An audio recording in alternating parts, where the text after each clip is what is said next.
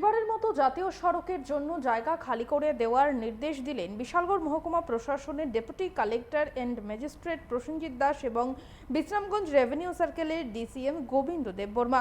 তাদের সাথে ছিলেন রেভিনিউ ইন্সপেক্টর শঙ্কর শর্মা। বৃহস্পতিবার দুপুরে চৈলাম বাজার এলাকায় আসেন তারা, কারণ জাতীয় সড়ক দখল করে অনেক দোকান গড়ে উঠেছে, সেগুলো সরিয়ে নিতে বলা হয়েছে প্রশাসনের তরফে। আমরা শুনবো ঠিক কি জানা যাচ্ছে এ ব্যাপারে।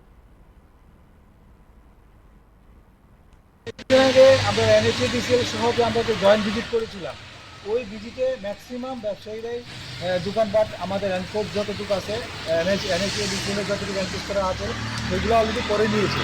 তো আজকে আমরা একটা ভিজিট করলাম যে কিছু কিছু জায়গা যারা সবগুলোই করছে, আমরা কিন্তু ততটুকুই দেখতে এসেছিলাম যে আমাদেরকে এনএচএডিসিএল বারবারই নোটিশ দিচ্ছে যে বিভিন্ন ব্যবসায়ীদের তাদেরকে সবগুলো এনকোর্ট ফ্রি করা আছে কিনা। তো এটাই আমরা একটা আবার রিভিজিট করলাম। আমাদের সঙ্গে আরআই এবং আমাদের ডিসিএম সবাই আমরা সবাই এবং বাজার কমিটির সেক্রেটারি প্রেসিডেন্ট সবাই আছে, তারা খুব স্বতঃস্ফূর্তভাবে সবাই এটা সরিয়ে নিয়েছে। তো যারা যারা করছে না তারাও এটা করছে, বৃষ্টির কারণে করতে পারছে না এবং ইমিডিয়েট এই 2-4 দিনের মধ্যে সবগুলো অলরেডি পারা 90% হয়ে গেছে, আর 10% বাকি সবগুলো করে নেয়।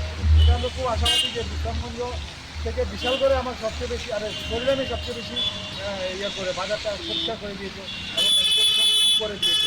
তারপরে বিশ্রামগঞ্জ করছে, পাশাপাশি বিশাল করে হবে, সবগুলোই করছে। আমার গাইডলাইন অনুযায়ী করা হচ্ছে।